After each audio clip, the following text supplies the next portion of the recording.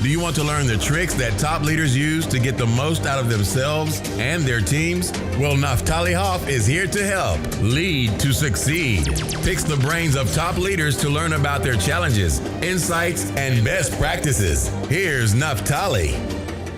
Hello, Lead to Succeed Nation. It's Naftali Hoff, and welcome to Lead to Succeed, episode 87.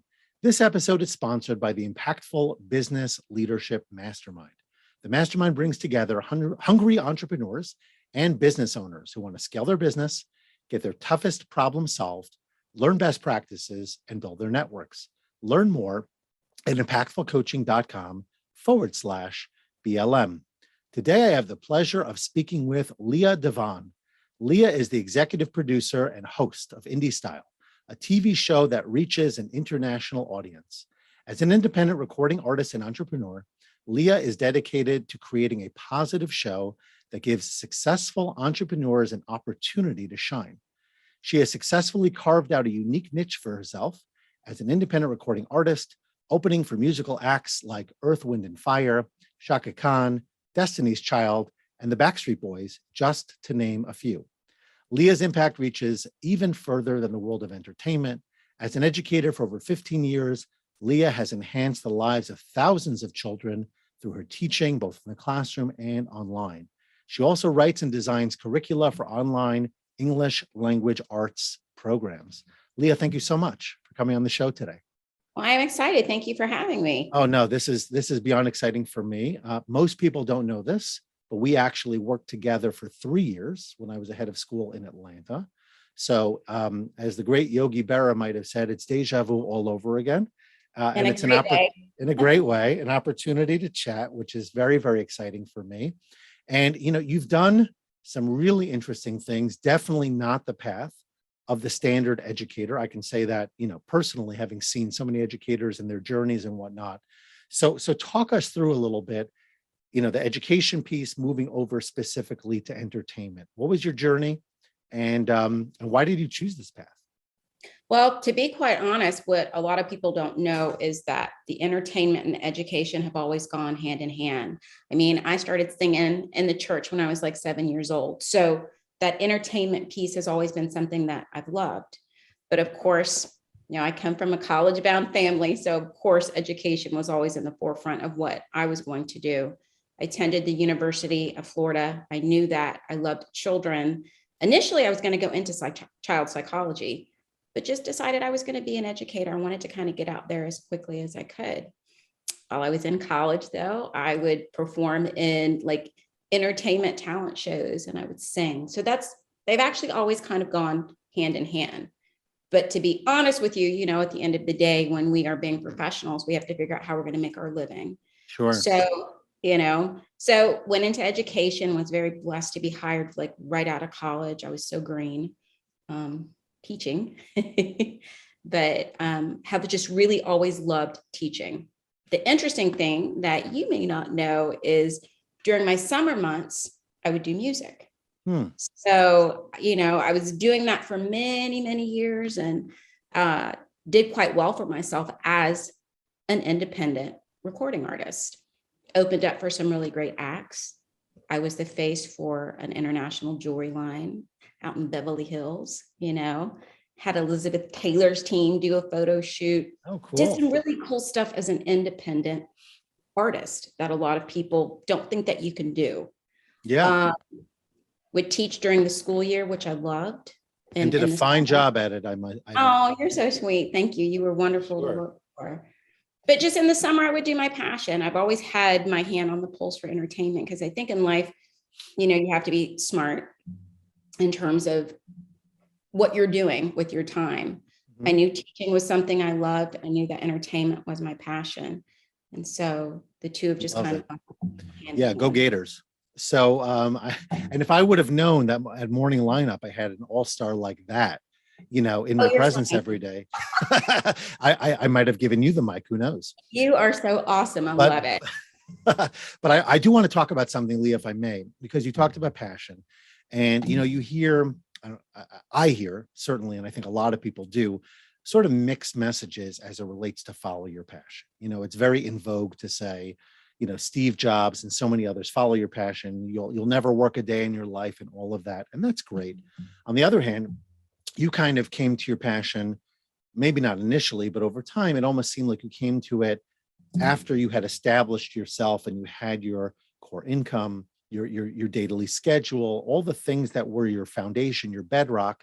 And then you used your summer and perhaps other times during the course of the year to follow your passion and to develop it and to eventually get to a point where perhaps it's even surpassing education as your primary source of income, and certainly in terms of how people get to know you. So what advice do you have, Leah, as it relates to that balance, let's say, between doing what I need to do because I need to do it, I need a job, I need some kind of income, and the desire to follow your passion and maybe try to make that your primary source of income in your career? Right. Well, you kind of really just said it. I mean, it's so important to navigate wisely. And as I said, it's great to have passion, but you have to have purpose and you have to have a plan. As I said, although entertainment is my passion, education was my purpose. And that was what I knew I could do well. And you got to make a living. You have to just be really smart with your choices. And I hear what you're saying. Oh, just go out there, be an entrepreneur, but you got to pay your bills. Right. And, like I said, you have to navigate wisely with your choices. I knew that I wanted to go into education and I knew I needed to make a living doing something, that I loved. You can love your job, but you can still have your passion. Mm-hmm. And, smart people, this is just some great advice, as you're doing your job, put a little bit of money aside for your passion, have a plan for how you're going to finance your passion, because nothing in terms of business is free. Right. You have to have a website, you have to have social media. Those things are going to cost money. So you kind of have to figure out how to marry those two things so that when you want to, leave your 9 to 5, my big thing that I always tell people, you have to make an income. Mm-hmm. In order to pursue your passion, because that's just important to do, unless you are very lucky and you just go straight into your passion. But at the end of the day, you have to make money. Right. At the end of the day, you have to bring in a salary in order, for anybody. Yeah. A lot of big celebrities are paying for management, they're paying for marketing team, they're paying for all of these things. It doesn't just come for free. Oh, for sure. So, plan with and I did not realize that at all. When I first got started, I thought I'd make myself a website. I paid a guy to help me out. I paid an annual fee for the basic website. Social media was free in theory. Like I don't pay for my basic accounts, but I never realized if I wanted to scale and do the kinds of things that I do now, where people find me and I have real offerings that I could put out there, advertising and quality graphics and quality, content and all those things, it all adds up. And if you want to expand your reach, that's just the nature of life. So I do agree with you fully. I'd love to talk more about purpose and passion. I think both of them are really important. And sometimes the two can be married. And I think that that's great. So let's actually stay on this idea of kind of marrying the two, because you're an educator. Let's just say for our purposes, educator turned entertainer. Mm-hmm. Right. I know you maybe had a little bit of entertainer before the educator, but you had both elements to it. So my question to you is, what do you see as the overlap between the two? Because in my mind, there's a tremendous amount. There's a tremendous amount. But I want to hear it from you. Yeah, we are entertainers. Teachers are entertainers, and most of my time in the classroom was spent with the little nuggets, the little ones, kindergarten, first, third grade, the little guy. You had my first grader. I did. He was so sweet. Good boy. Isn't that good? I don't want to tell you what grade he's in now. I know. But you have to add a digit. I know. That's insane. Yeah. But when you have little kids in front of you, you have to entertain them. You can't just say, here's what you're going to do for the day. You have to be an entertainer, a psychologist, a mommy, a nurse. All those things, everything you have to do. You really do. And it's so interesting. Literally, it's like you go to work, I would drink my coffee and I'm like, okay, it is showtime. You got to figure out how to be energetic. You have to figure out how to be engaging, how to keep their eyes on you, to make them want to come back and say, I really love school. So in entertainment, you got to do the same thing. You have to be interesting enough, appealing enough so people would be engaged. And for me doing TV, want to come back and watch my show. So Love that's it. kind of how the two overlap. It's so interesting because when I do workshops for educators, I do it for for business professionals also. But one of the things when I talk about building relationships, I ask them who made the biggest positive impact in their life. Who's the person as you think back? And oftentimes they'll think of family members, but most often they think of teachers. And teachers don't often realize how much of an impact they have on kids just by being the role model, by seeing them every day, by demonstrating care and being there for the kids. Not every educator does, but the memorable ones, or sometimes the memorable ones are the ones who do the exact opposite. But let's assume the positive for the moment. And Henry Adams says a teacher affects eternity. You never know where your impact will end because it's multi-generational. So it really is a shout out for all the educators who are listening, for anybody who's doing service-based work. Remember, it's not just a job. I know we've been talking about a job and purpose and passion, all that stuff. But at the end of the day, so number one, your passion will come through, and that's critical. People should know how you feel about it because they will feel you, those emotions. They'll feel the vibe. They'll feel the energy. If you're excited about what you do, even if you have to fake it till you make it, it will come across.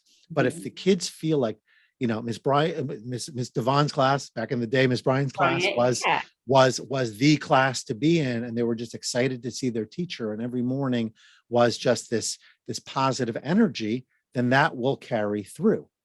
And that I think really does speak, like you said, to entertainment also, because you're just dealing with a different audience. Oh, 100%. I agree with you. Yeah. 150%. And it's just really interesting because before I became a mommy a little bit later in life, and people used to say, oh, when you have your son, you're not going to be as energetic and this and that. And it's interesting. It made me even more. Interesting. Because if that makes any sense, just because you always want to pay it forward in terms of you pray what you give, you get back. And I always believe if you give a lot of love, you will receive a lot of love. And so I just always kind of felt that with my students, that somebody would do that for my kid. And when I tell you his teacher this year, it's amazing. It's so interesting to me because I'm we all get older every year, but yet my commitment to staying young physically is stronger than ever. I have a morning routine, exercise. I've talked about it before, but part of it is because of the fact that I've got, thank God, 6 kids and a family to want to be there for, So you talk about having more energy. Sometimes it's a matter of having more purpose in terms of who you are and who needs you, right? And that's an important thing, I think, for leaders to think about also, because we often think, well, we have a company, we have an organization, we're here to do our job, lead it. But if you really spend some time thinking about all the people who are dependent on you, all the people who you can positively inspire, all the people whose life you can change in a really good way, that totally changes the trajectory about how we show up. 100%. 100%. So I actually want to talk to you about something else. I'm going to do a little bit of self promotion, but only because you'll see why in a second. So I wrote this book. It actually is something based off of a lot of the experiences I had in Atlanta, but you'll notice on the side here, if you can see closely, it says IBI, which is the Indie Books International. So that's the name of a company that published my book, obviously. And so you are also in the quote indie space. And specifically what I'm wondering, Leah, is what does it mean to be an indie style entertainer?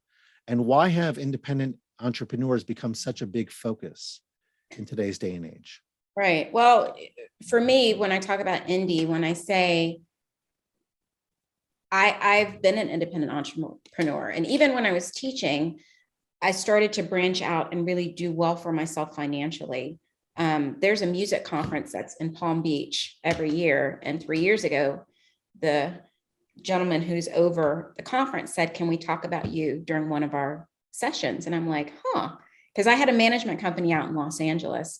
And I'll tell you what I mean by that, because it's amazing what you can do as an independent entrepreneur, because society really feels like you have to be a celebrity and you have to do this and you have to do that. But there's a whole market for independent entrepreneurs to be incredibly successful. And again, when I talk about music and television, it's about having that right team behind you to help you navigate to find that success in that indie space. When I was doing independent music, there is a show here in Atlanta called Good Day Atlanta. which was like, our big morning show here in the city.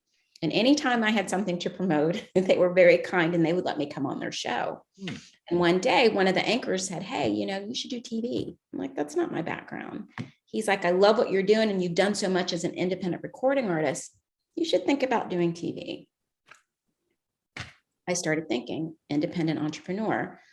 Okay, how could I do that? And how could I celebrate independent entrepreneurs? So hence, Indie Style came into fruition because many people may not know. I mean, I did really good for myself as an independent artist. I mean, at one point I had Tony Braxton's music band playing for me in Atlanta.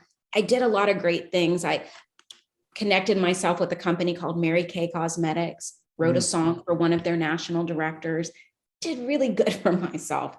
So I was like, there are ways that you can be an independent entrepreneur and shine. So hence Indie Style TV came into fruition. The goal of the show is to find these independent, really, successful entrepreneurs that maybe may not be a household name who are doing great things, introduce them to my audience, and let others learn tips of success and how they're becoming successful in their industry. So that kind of was the reason to navigate into that field, because right now, businesses, and I would say not just because of COVID, but I really feel like over the past 8 to 10 years, people have lost their jobs just because of the economy. We had that big crash back in 2000 and what was that? Eight. Do you know what I mean? And people were having to figure out what to do. And I've had guests come on my show. I had a guy who worked for IBM, lost his job, didn't know what to do for 8 months, found his grandma's baking recipe. And when I tell you he's making way more money than he did working for a company, now he's working for himself. People are trying to figure out, what is it that I do good? If you have that entrepreneurial spirit and you don't have a choice, how can you turn that into income for your family? I try to find independent entrepreneurs all across the globe in many different genres to let them tell their success stories. And I love that people come on my show and they really give tips for success. They really tell you what to do and how to go and to navigate in that space. So I'm actually very interested in one thing you said. I had a different point I jotted down. We'll get to in a moment. It almost feels like an entrepreneurship community, like watching out for each other, promoting each other's successes. Is that something from your perspective that happens, I guess you'd say organically, just talking to other people and getting to know them? How can I support you? Is it because there's been some kind of precedent set? You want to pay it forward? How do you see that come together? Because I think in many ways it exists more strongly in terms of entrepreneurs than almost any other sector that I've encountered.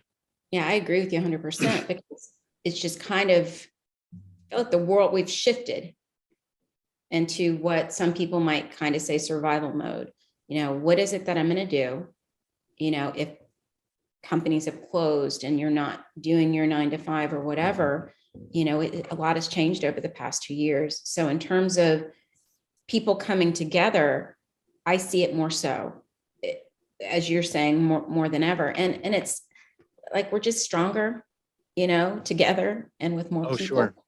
And I think people are realizing that, if you're at the top of your game and you pull somebody up with you, that's just, you're winning. I always say you're winning.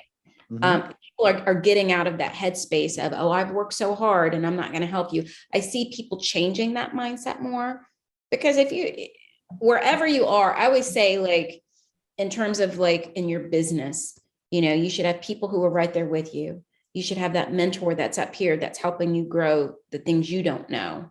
And if you can pull somebody up while you're navigating, that's what you do.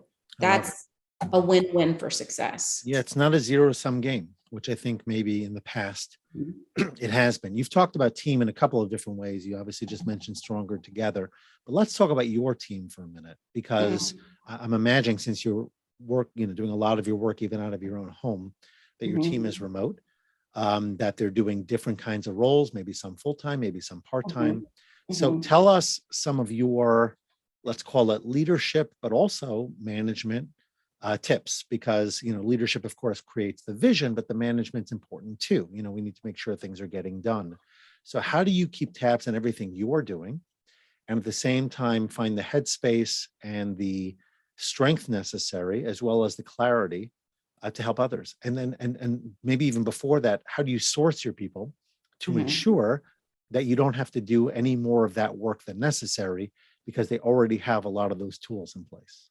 Yeah, I am beyond blessed and lucky when I talk about a team, because when I first started my show, it was just me and a videographer. And he moved to another state many years ago. And I was like, okay, so what am I going to do? I have a cousin who's been in television for over 25 years. She's Mhm. worked at BET, she's worked at Oxygen, she's worked for ABC. She's a 2-time Emmy nominated producer. Mm. And she's on my dad's side of the family. And so we grew up more, my mom's side of the family, because they were closer. We saw them all the time. So we knew of each other, but we didn't have a relationship. Does that, you know what I mean? Yeah, sure, sure. And my sister's like, you need to call her and see Mhm. if she'll help you. I'm like, okay, hi, random cousin. I need you to help me. Mhm. Sometimes we have to do things that make us uncomfortable, because that's how you grow. You Yep. have to do things that make you uncomfortable. That's how you'll grow. So long story short, rewind like 6 years. And, I have an amazing producer who is family. So she always has my back. So she was able to also help me find other team members to Mhm. help me navigate my show. They are really, they're so organized, because I am just a mess most days. I'm so unorganized. I'm I don't want to working. tell everyone how long it took us to schedule this episode. Oh my Lord. That's a different conversation. Please, I am super unorganized, and I can admit that is not my strength. She's just always like, okay, show up. What do we want to talk about? Who are the I do a wish list of guests that I want to do. I have a coordinator who books my shows, who does that for me. I was trying to do all those things by myself, and it was overwhelming. So basically, I'm the executive producer. I talk about the type of guests I want to bring on. I create the questions that I want to ask, because it's more authentic that way. I don't have to have some, do anything like that. But everything else, from photo shoots to videos to graphics to this to that, I don't do any of that. They handle that for me. Cool. So you talked a little bit about this just now, and maybe you didn't even give yourself the biggest compliment as it relates to this, but I'll ask you anyway. So how do you manage to juggle everything, right? You've got the work responsibilities, all the things we've been talking about. You've got family and a lot of responsibility there as well. As a working mom, I don't think that this is a unique challenge to working moms, but I know it's a particular challenge to working moms. My wife has been working for a long time, in most cases remotely. Her job followed her from when we moved from Chicago to Atlanta. It's followed us up to New Jersey since. She actually works in the office right next to me when I'm at home. So I see what that looks like, and she's constantly going back and forth with the needs of the kids and everything else. So what are your secrets to finding a way to show up for everybody who needs you? I'm really lucky, and I will say I have a really supportive husband. And it's kind of like, I feel like we do a lot of trade-off. When I know that he has that open space, that's when I do my show. That's when I do my work. That's when I do my planning. So we trade off, if that makes any sense. We kind of sit down and figure out what's the best time to do. Because I still have a young son. He'll be 8, but he's still, he still can't let him just hang out and do whatever. Sure. Yeah, definitely not. Another 8 years or whatever. So we do a lot of family planning as to how we're going to navigate. And then I give my schedule to Mikey, who's my producer, and my team. And they're just so great. They work around me, which is a blessing. So when I say I have this great team and it's very small, I kind of give them my schedule, and we kind of all figure out how to put the pieces of the puzzle together. It may sound easy, but it's not. I mean, being a working mom, being an entrepreneur, having a young child, it is hard. Yep. And if anybody says, oh, it's easy, they are not telling you the truth. Right. Because it's not. It is really, really hard. Yeah. And I'm glad you're demystifying it, because again, I think in today's world in particular, on the one hand, you talk about entrepreneurship and the new opportunities. On the other hand, I think that there are some real challenges today that are created because of social media, because of media in general, where we have this conception that successful people were maybe born that way. I know you talked about dancing in church when you were 7 or something similar, Mhm. but Mhm. that doesn't mean that you haven't had setbacks, failures, challenges, and all Oh of my us do. So tell us, Leah, about one failure in particular that you thought was really going to derail you and how you've overcome that circumstance to become who you are today. Well, I'll tell you, trusting somebody or let's say partnerships where you put a lot of energy into it, which I have, that failed. And you feel like, or I know I felt like, oh my gosh, I put so much time and energy into this particular partnership.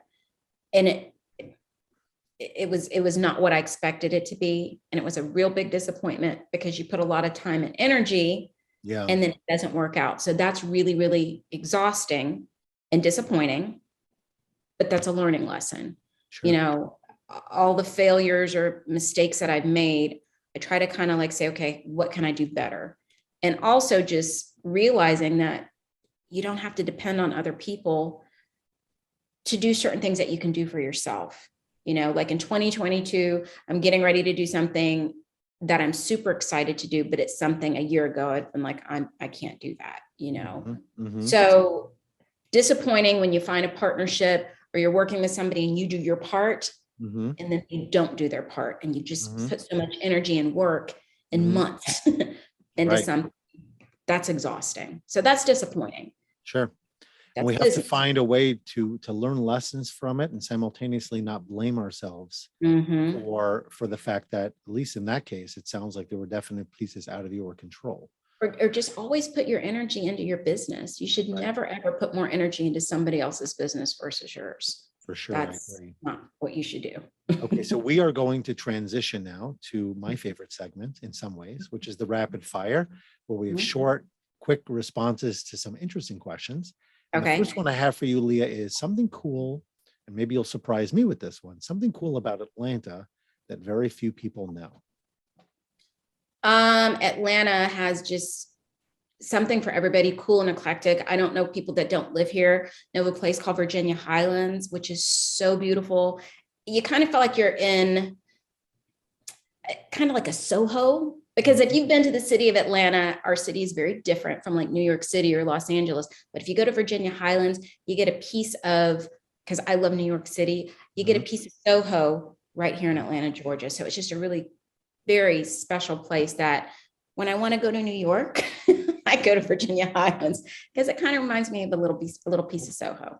Beautiful. And if you're advising somebody on just a good, healthful item, a snack or something else that you have in your little, let's call it repertoire, what would be something that gives you energy, that just helps you, do your very best? Oh my goodness, help. You don't want my answer. They know me at the Starbucks. I am that coffee person in the morning. That's just my get up and go. It may not be so healthy, but it's that one cup. I don't know what it is, but it's just like I wake up, I have to have that one cup of coffee just to kind of get me going. Some of it is a mindset, right? You kind of like just It shift. just Now, is. now I'm in work mode. And it's not an addictive thing. It's just something that I do. And then at least one day a week, I eat clean, very, very, very clean. Mhm. And I always work out at least 4 days a week in the morning. Nice. Good for you. So let's Mhm. stay on the topic for a moment. A productivity tip. It could be anything. It could be more food related, but anything you do could be an app that helps you get more done. An app. It I doesn't have to don't be an app. I'm just saying a productivity tip of any kind. One thing that I do is that, or what I do at the beginning of each week is because I told you I'm super unorganized, is kind of write down my goals of what I'm trying to do throughout the week. And I kind of mark them off as I Mm. go. They're actually on my laptop. That's kind of helped me because I told you I'm very unorganized, but Mhm. that's something I started doing about 6 months ago. Just on Monday, these are the goals that I need to do throughout the week. And it's kind of in front of me. For being an unorganized person, it's helped quite a Excellent. Yeah. And you've given us so much. And so I would love for Lead to Succeed Nation to get to know you better, to check you out on so many different levels. How can everyone find you and connect with you? Well, everything via social media is Indie, Indie style, Style. TV, indie style TV. Okay, easy enough. So, Mhm. Leah, you've given us a lot, but I usually get greedy at about this point in my recording, and I ask my guests for one final life lesson, something that you've culled from your many experiences that can help us end this segment, in the most inspired way possible. When this is just an entrepreneur tip, and I actually got this from my sister, who is very successful in her industry. The successful entrepreneurs do not quit. They do not quit. Oftentimes when it gets really hard and you're like, I just know I can't do it. That's a difference between those that stop and those that keep going. It's going to be hard, but even though you're at the bottom or you feel like you're at the bottom, that's going to separate those that succeed in their business versus those who don't. So you just have to keep pushing. You have to keep pushing. You have to keep pushing. You have to believe in yourself. No one's going to believe in you more than you believe in yourself. Absolutely. I love it. Okay. Well, Leah, it's been an absolute pleasure. So nice catching up with you after a really long time. And I look forward to getting this out there soon and hopefully maintaining that connection. And I have to find out what's on the horizon for 2022. So you've already piqued my interest there. So Indie Style TV, that's the place to be. In the meantime, have a fantastic day and we'll be in touch. Take care. Thanks so much for listening to this episode and for investing in yourself so that you can lead to succeed. Before you go, don't forget to subscribe, rate, and review the show. Your feedback gives the show more social proof and encourages more folks to listen.